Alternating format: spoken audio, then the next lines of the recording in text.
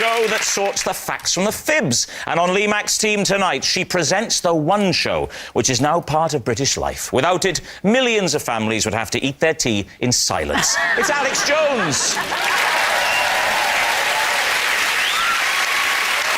The presenter of the extremely popular daytime quiz show Pointless, whose fans will no doubt be tuning into this show tonight. So, a big welcome to students, the unemployed and the bedridden. It's Alexander Armstrong.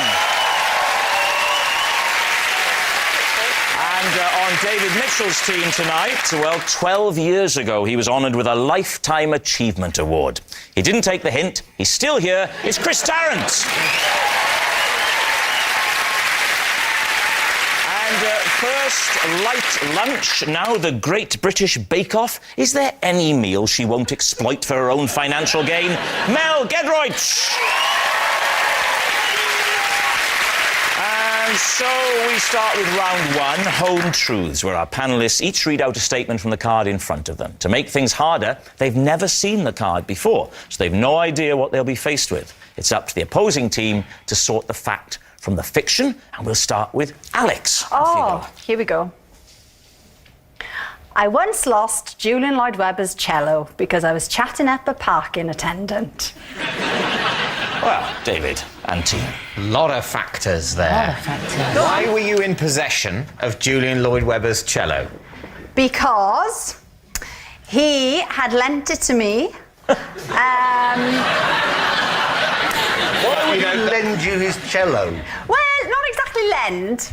I was kind of looking after it. Where were you, Alex? I was in Manchester. Right. Yeah. And was he playing? Was he doing a gig or something? He was doing, he was like with an orchestra, but he had his own solo part, so he played. I know an orchestra. They have an instrument each, don't they? Yeah, but David, he had a special part. Oh right, okay. Yeah. But for which he didn't need his cello. It was he asked you to hold the cello. This was before. And go and check on the parking scenario in the middle of the symphony. This was before the concert. Okay. So did you know him? I hadn't met him before. No. But what was the great attraction of the parking attendant? Very handsome, very fit. It was very hot. How did you tell him in a big hat like that and his jacket up He there? didn't have a hat on. They were very modern parking attendants. Oh, he didn't have a hat I think we need to analyse this story chronologically. Right. Let's start again. Now, it is the day of the concert. Right. Yes. Dawn breaks. Right. Where are you and where is Julian Lloyd-Webber? Julian Lloyd-Webber and I are both in Manchester. When did you meet? In the car park. Yeah. Sounds like a true Welsh girl. No, the car park.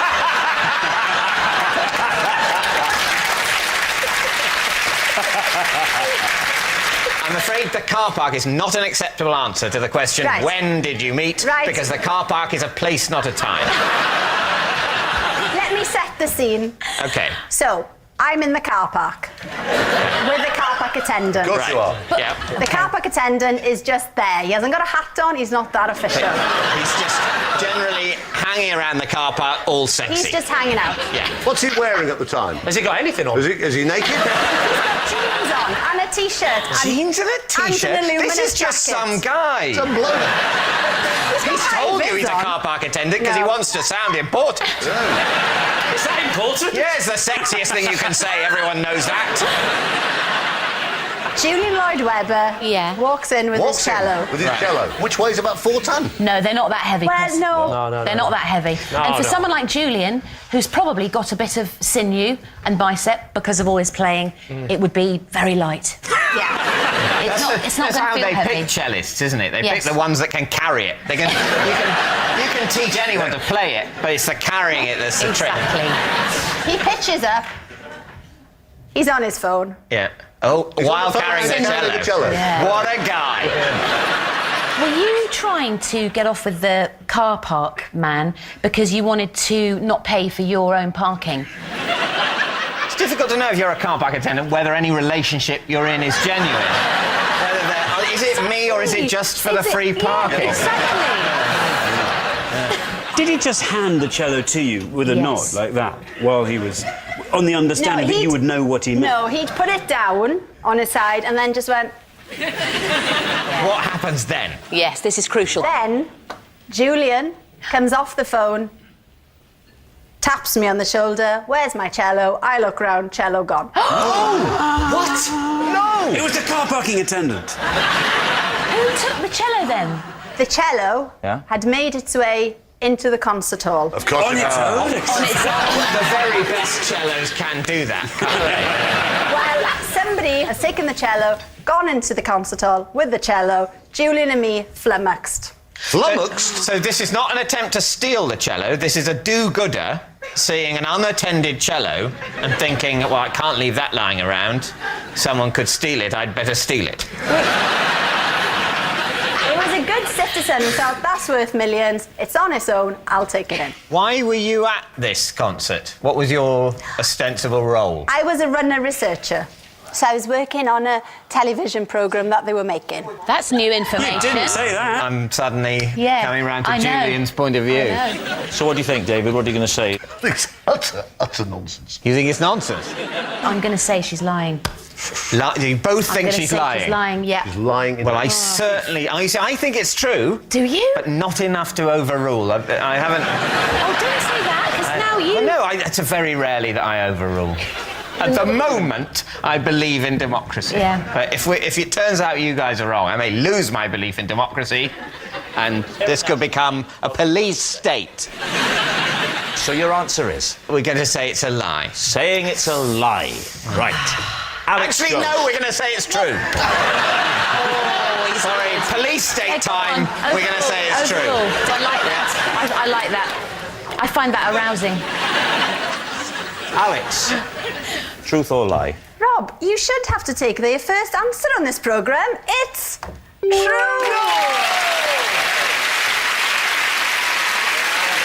Yes, it's true.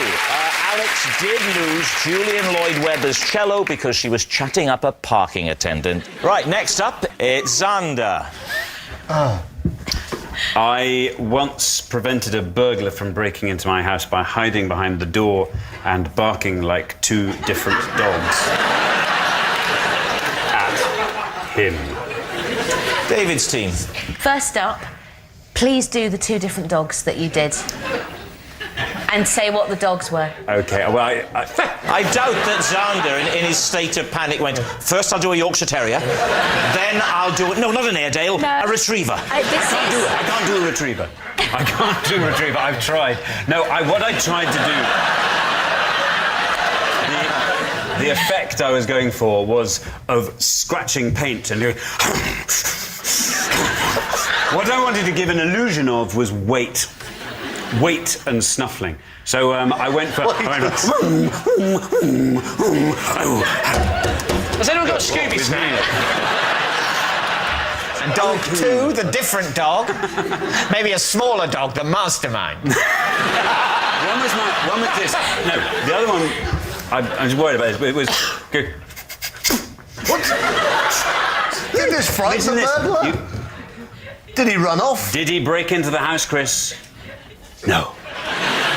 You're crouching down behind a door. Yes. And a burglar is also coming through the door. Well, what was happening was the burglar was busy, was at the door trying to force his way in by shoulder barging. The door wasn't open, but he was trying to break the jam. So this was at night. And is your bed Yes, right this by is your? at night. Is your bed right by your front door? No, it's not. My bed is in my bedroom. Classic. Yeah. I thought because that's the last So you place thought, they'll look. hello, somebody's shoulder barging the front door. I was woken up by thunk on the door, and I was just thinking, what do I do? So did you hear he was barging away? Brum, brum. Yeah. Then you were then suddenly snuffling away at the making other straight side of the yeah. door. And then he what? And then what? He paused, did he? He paused, And then and then he went away. I think it weirded him out. Why didn't you do the noise of a scary dog? It sounded like a hamster. This is a very big hamster. That would Scary, actually. isn't it? Yeah, That's big actually very hamster. scary. But don't you have a burglar alarm, Xander? Yeah, I never set a burglar alarm. Not on national television. OK, David, what are you going to say? Truth or lie? what do you think, Chris? I think it's so daft, and he's so daft, and it's such a ridiculous vision I think it's almost certainly true. Mel? I'm the yin to your yang. Are you really? I'm saying it's a lie, a big fat one. I want you to override me again, David. Now, I want you to override me. sorry, if I do that again, it won't be special. I just don't think a burglar would try and shoulder barge the front door. I think a murderer might try and shoulder barge the front door. So therefore, your answer is Lie. lie. OK. Xander, was that the truth or was it in fact a lie? Well, I'm sorry to tell you, it is in fact a lie. Yes, it's a lie. Xander didn't prevent a burglar from breaking into his house by barking like two different dogs. I mean, of course, it's a lie. When burglars break into Xander's property, they still have to walk up the path, swim the moat, and slay the dragon before getting to the front drawbridge. So, at the end of that round, David's team are in the lead by 2 points to 0. Our next round is called This Is My, where we bring on a mystery guest who has a close connection to one of our panellists. Now, this week, each of David's team will claim it's them that has the genuine connection to the guest. And it's up to Lee's team to spot who's telling the truth. So please welcome this week's special guest, Sid.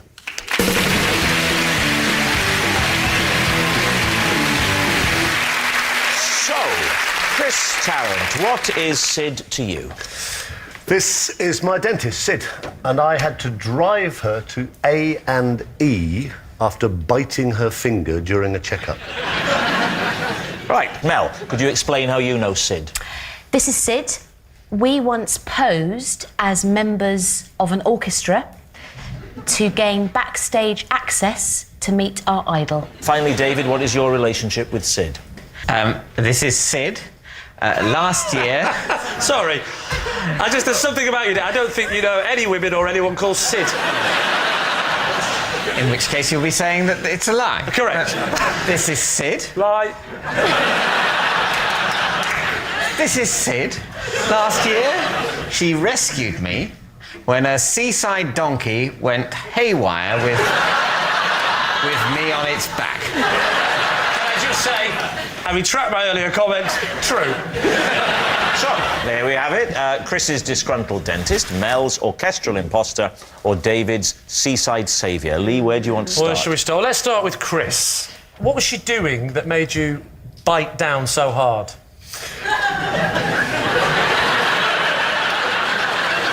She's actually a very accomplished dentist. Her real name is Sydney Matthews. She is the junior partner in a company called Matthews and Priddy in Weybridge in Surrey. Whoa. Who are Sorry, top her real name is dentists. Sydney.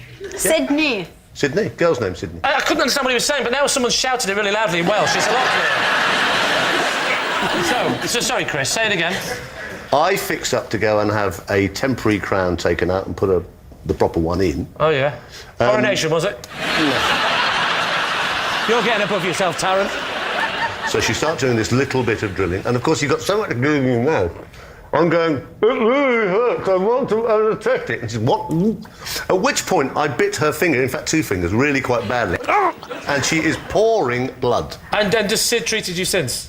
No, but she's due to in about 3 months, so I'm trying to be quite nice to her. Right, do you want to move on to another suspect? David, what did it do, the donkey? It ran suddenly in one direction with me on its back. No. Yes. Where were you? I bet he says was on Blackpool.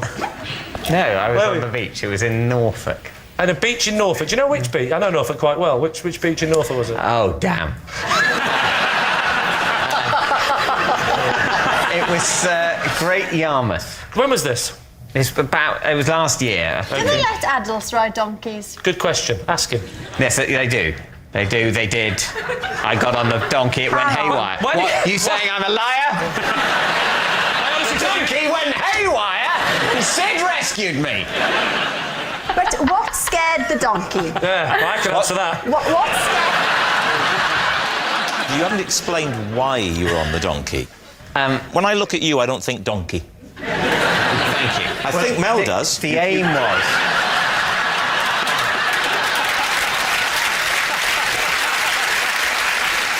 One child of some friends of mine wanted to have a donkey ride and then sort of was a bit nervous of the donkey ride and I said, well, I'd have a donkey ride to sort of demonstrate that it was, you know, fine and safe. Oh, so it was a disaster. It was a disaster. Yeah. It was an absolute it was a disaster. It was a very, very sad day. Did you have to pay for the ride?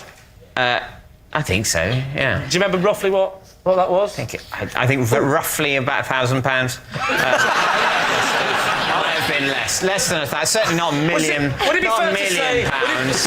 And it wasn't like 4p. David, how did Sid rescue you? She had a geographical advantage on the donkey because I don't think I'm being rude to Sid to say that she probably couldn't have matched this crazed beast for speed.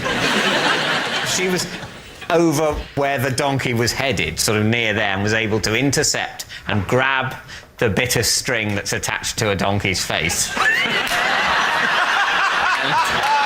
It's like having Zara Phillips with us, isn't it? It really is. Literally never seen a donkey in your life.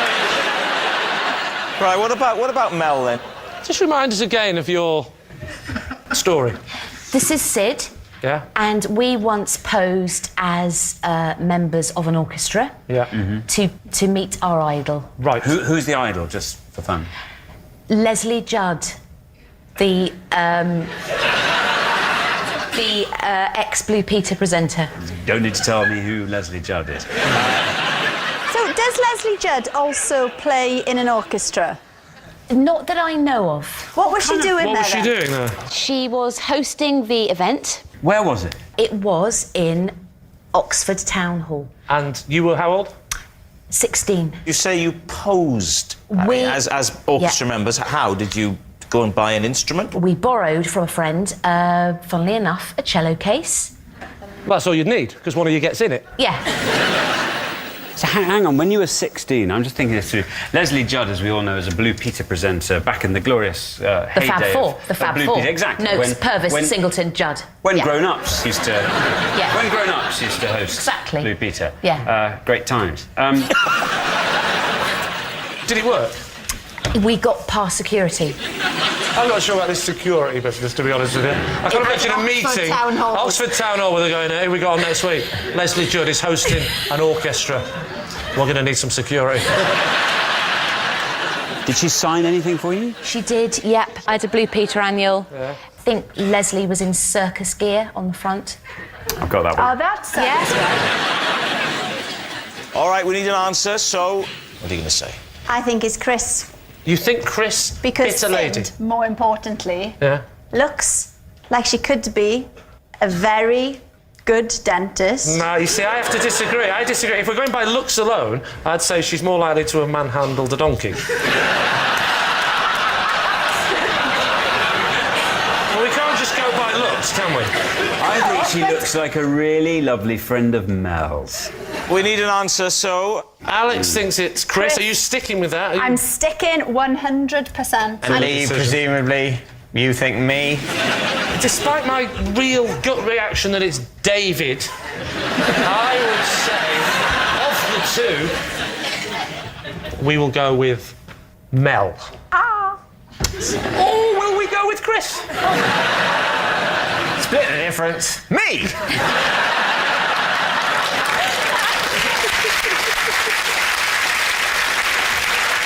Go on, let's say Mel. you're saying Mel. OK, so Sid, would you like to reveal your true identity? My name is Sid, and Mel and I posed as members of an orchestra in order to meet our idol. Yes, Sid and Mel did once pose as members of an orchestra in order to get backstage and meet Leslie Judd. Thank you very much, Sid.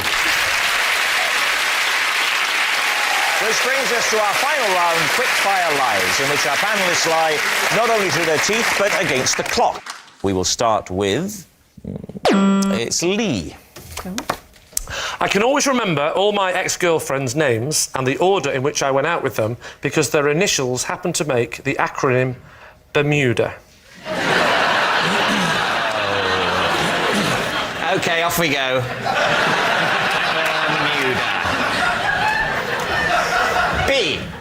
What? B. B. Will you please give me the names of all your ex-girlfriends and make the acronym Bermuda as quickly as possible, please? OK. Brenda. Brenda. Superb. Brenda is still as popular a name as ever. E. Ethel? I'm helping you. What's the next one? Ethel. E. Is it Ethel? No, it's Enid? not Ethel. Enid. No, it's not Enid. Have another guess. Erin. Sorry? Erin. Erin. Okay. I'll just spelled Bermuda. Well, I know, I was joking, yes. Sorry, R. That was R. That was actually Regine. Sorry? Regine. Regime, as in regime change. No. Next up after regime. Regine was the lovely Molly. Molly. I could tell you a thing or two about Molly, but this isn't the time. Next one. What about you? This was the weird one. Right? They're all a bit weird. Not actually her name, right? But in my nickname for her, Una. What was her real name? Sally. Why did you call Sally Una? Because Una Stubbs played Aunt Sally in Where's the Gummidge. Oh, that's very good. That's very good. He's good. Yeah, Dave, experimental year. If you've forgotten it, I'll never forgive you.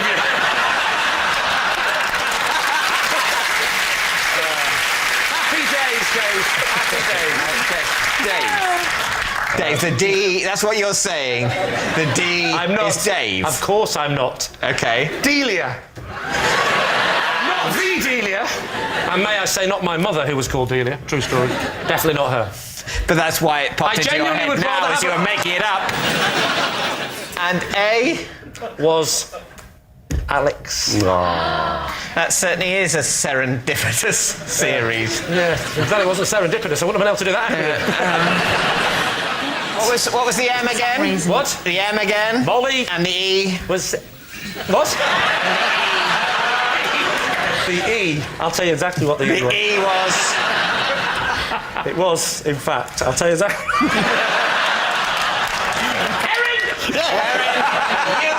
What? And the U. And I The loved U. her. No? The U. Sally. Real name? Yes. Come on, Lee, you know this. The D. Give me a D. The D was... Mummy. Deirdre. The E. Give me an E. Erin. The B. Give me a B. That was a long time ago, to be fair. Brenda. And the R. And the R was Regine. Regine. Little Regine. Yeah. Well, Is that a name? Regine. It's a name, isn't it? Tell me it's a name. Regine's a name. Anything's a name, isn't it? I went out with a girl called Cupboard for 3 weeks. Not a joke. genuine Where true did story. Cupboard come in the Bermuda list? Oh, she was before I invented the acronym system. Sorry, it was a system. It didn't happen by accident. No. You were seeking out people beginning with these letters. What was it about the island of Bermuda that you wanted? Because all my ex-girlfriends went missing.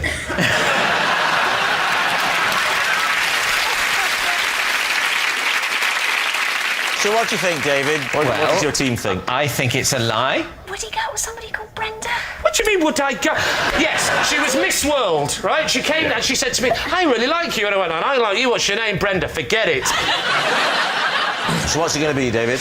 I think it's preposterous because it's preposterous. I think it's a lie. I think it's a lie. You're saying it's a lie? Yeah. Okay. Lee, were you telling the truth or were you telling a lie? Of course I was telling you a lie. Oh, yes, well done. Yes, it's a lie. Lee's ex-girlfriends do not form an acronym that spells Bermuda, although they have formed a support group. Next. It's Alex. Oh. I can tell if someone is a good dancer just by the way they smile. David's team. Alex, look at me. Turn your head a little bit. And now this way. Now do it whilst you're dancing. No. Yeah, well, it's true then. Why? But why? What is From it that about, smile? though? Yeah. Because people who are good at dancing... Please stop doing that. I find it a bit disturbing, David. It's just a bit light entertainment for you, David. Really?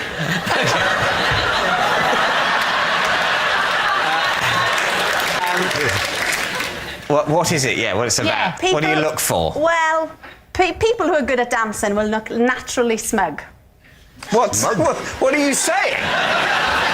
Now, you're putting on a smug face. No, he's not. And people who are good at dancing have shorter teeth than you. It's just something about dancers. They seem to be a little bit underdeveloped in the tough area. Are they making up for their short teeth by Could learning be, to dance? I don't know, but it seems to be a pattern. That's what I found doing extensive research. So I'll go round you all now. Open up. You could be all right. Oh, that's a backhanded compliment. Smug, short tooth person. Not mine. Go on.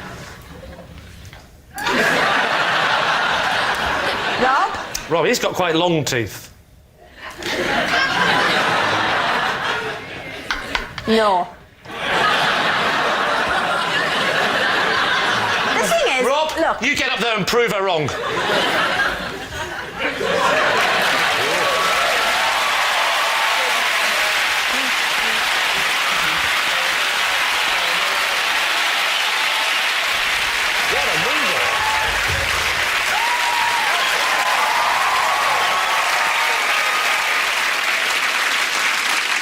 I just want to say, Rob, I've got a lot of respect for your commitment to the show. I mean, I'm no Bruno or Len. I'm no Bruno or Len. Hasn't she got a Hang stupid on, you're voice? now taking them. What is...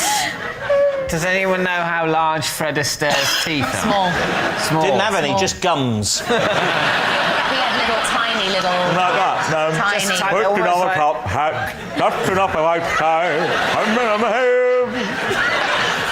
So what are you going to say, David? Mel, do you think it's true? I think it's the sort of claim that Ms. Jones would make. It's not scientifically proven. Oh, you don't say.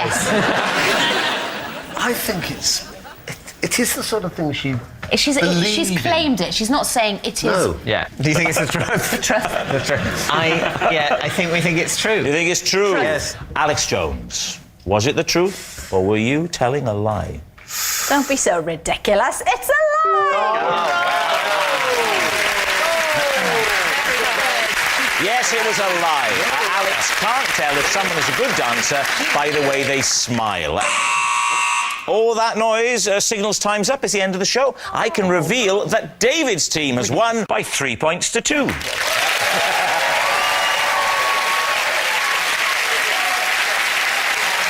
But it's not just a team game, and my individual liar of the week this week is Alex Jones. Well done, Alex. Beautiful, intelligent and gorgeous Welsh accent and eyes you could drown in. That's what she said to me, and I'm starting to think she didn't mean any of it. Good night. So it's comedy all the way tonight here on BBC One. Up next, Have I Got News For You is back with a new series and Stephen Mangan in the hosting chair, followed by all new Not Going Out as Lee Mack returns and he's rocking out at 9:30.